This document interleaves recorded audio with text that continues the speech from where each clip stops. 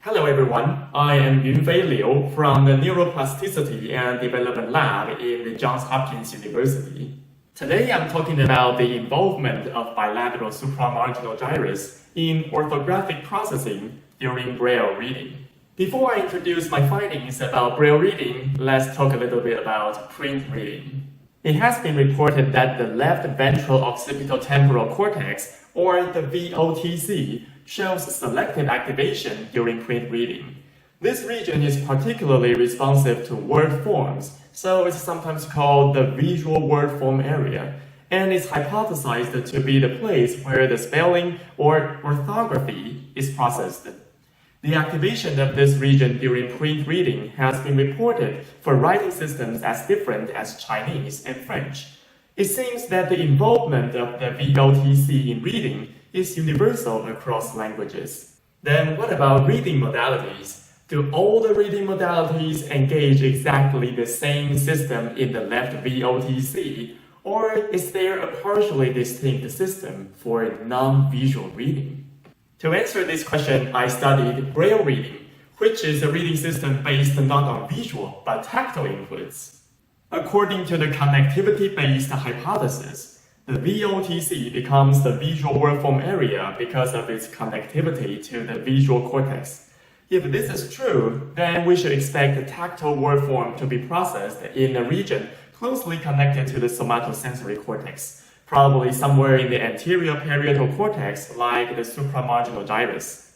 To find out the neural basis of orthography in Braille reading, my team and I invited 12 congenitally blind fluent Braille readers to participate in a functional MRI experiment during which they did a dual task of lexical and semantic decisions. They pressed one button when they read inanimate real words like milk, and then pressed another button for animate real words like frog, and they pressed still another button for pronounceable pseudowords like murg. The pseudo-word versus real-word contrast revealed a widespread bilateral activation for pseudo-words more than real words. This activation was also observed in bilateral vOTC, but it evaded the classical peak of the visual word form area marked here with a white cross. As pointed out by the arrows, this contrast also engaged the parietal cortex, including bilateral supramarginal gyri, or the SMG. To further identify the role played by the parietal cortex in Braille reading, I conducted a second analysis which took advantage of a Braille-specific property called contraction. In English Braille, we have one distinct Braille character for each written letter, but some frequently used bigrams and trigrams are also assigned unique Braille characters. This is called contraction.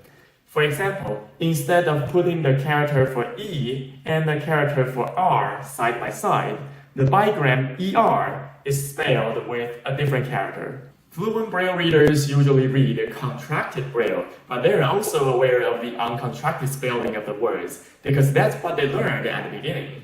And they also rely on uncontracted spellings to make phone calls and to interact with sighted individuals. So in this analysis, I asked whether the SMG is involved in the conversion between the two spelling systems, or we may say the unpacking of the contractions.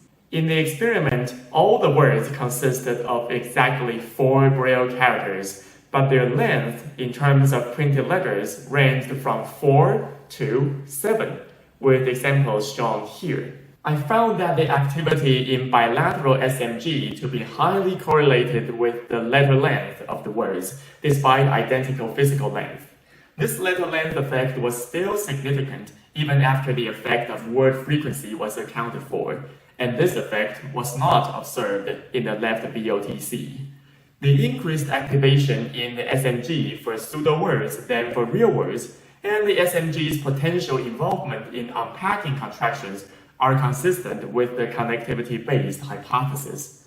These results suggest that this region may become specialized for form-based processing of Braille words. My findings does not exclude the possibility that the vOTC is also engaged during Braille reading, but it's likely that tactile reading may rely on a neural mechanism partially distinct from visual reading. Thank you.